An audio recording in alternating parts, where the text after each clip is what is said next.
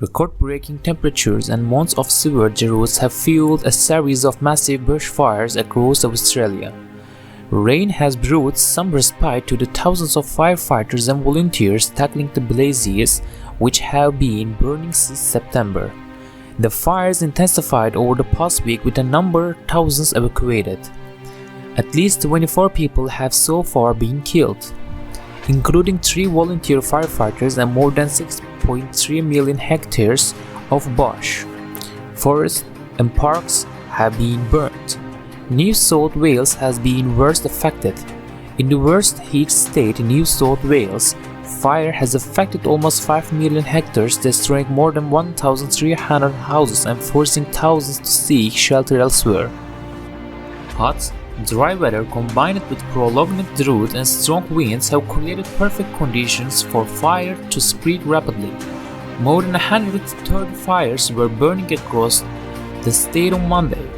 In the bush, mountain, forest, and national parks, with about 54 still not contained by firefighters.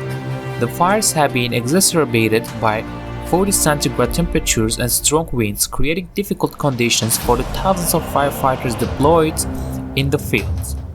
The small town of Balmoral, southwest of Sydney, was largely destroyed and scores of homes were razed amid catastrophic conditions on 22nd December.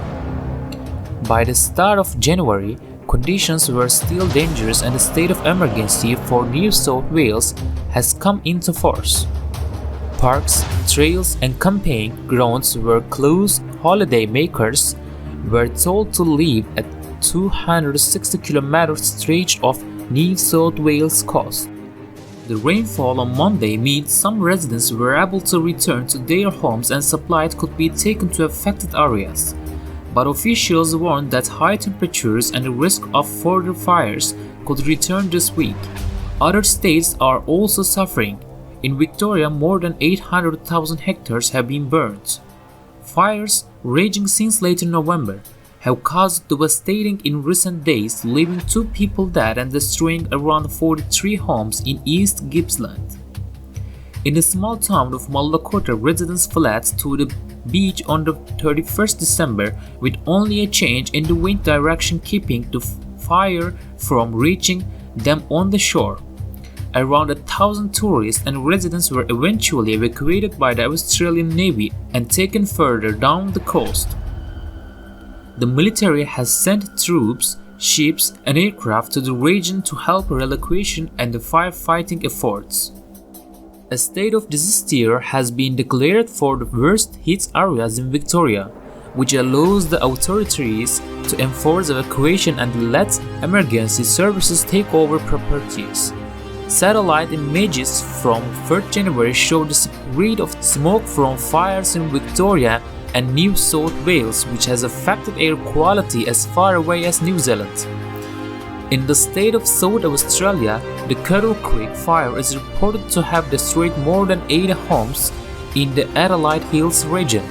The fires are also thought to have destroyed up to a third of the vines that provide grapes for the Adelaide Hills wine industry. In the Australian capital Canberra, an administrative region surrounded by New South Wales, bushfire smoke means air quality there was rated the 3rd worst of all major global cities on Friday, according to Swiss-based group Air Visual.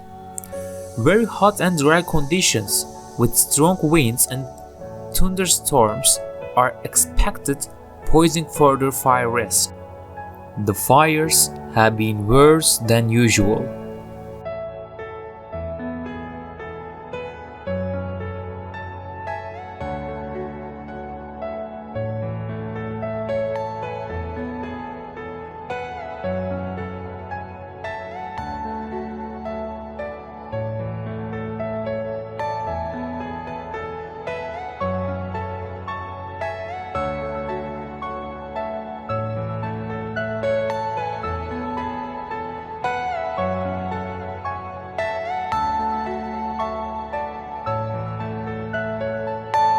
Are you all my personal dreams?